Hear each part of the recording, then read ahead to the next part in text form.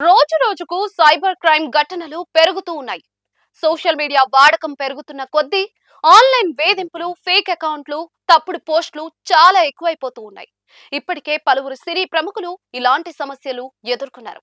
అయితే తాజాగా మరో టాలీవుడ్ నటి కూడా సైబర్ క్రైమ్ బారిన పడినట్లుగా తెలుస్తోంది.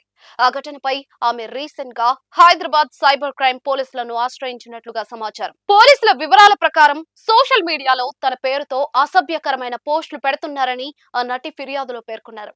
గుర్తు తెలియని వ్యక్తులు కొన్ని ఫేక్ అకౌంట్ల ద్వారా తన పేరును ఉపయోగించి అవమానకరమైన కంటెంట్ ను పోస్ట్ చేస్తున్నారని ఆమె ఆరోపించారు. ఆ పోస్టులు తన వ్యక్తిగత ప్రతిష్టను దెబ్బతీయడమే లక్ష్యంగా పెట్టుకుని చేశారని కూడా ఫిర్యాదులో పేర్కొన్నట్లుగా తెలుస్తోంది.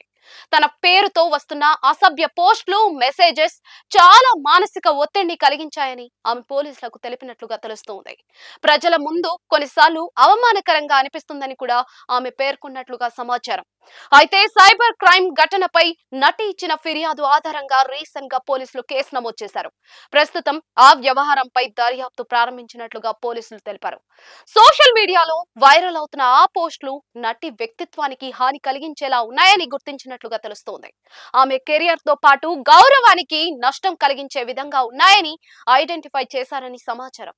అసభ్యకరమైన కంటెంట్ ను పోస్ట్ చేసిన సోషల్ మీడియా అకౌంట్ల వెనుక ఉన్న వ్యక్తులను గుర్తించేందుకు సైబర్ క్రైమ్ పోలీసులు చర్యలు ప్రారంభించారట. సోషల్ మీడియా ప్లాట్ఫామ్స్ నుంచి వివరాలు సేకరిస్తున్నారని సమాచారం. అలాగే ఆ పోస్టులు ఎక్కడి నుంచి, ఏ ఐపీ అడ్రస్ నుంచి అప్లోడ్ అయ్యాయో తెలుసుకునే ప్రయత్నం చేస్తూ ఉన్నారు.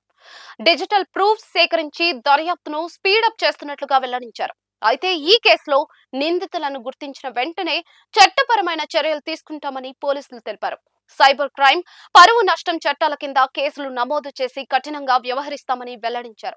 అదే సమయంలో సైబర్ క్రైమ్ అధికారులు ప్రజలకు కూడా హెచ్చరికలు జారీ చేస్తూ ఉన్నారు.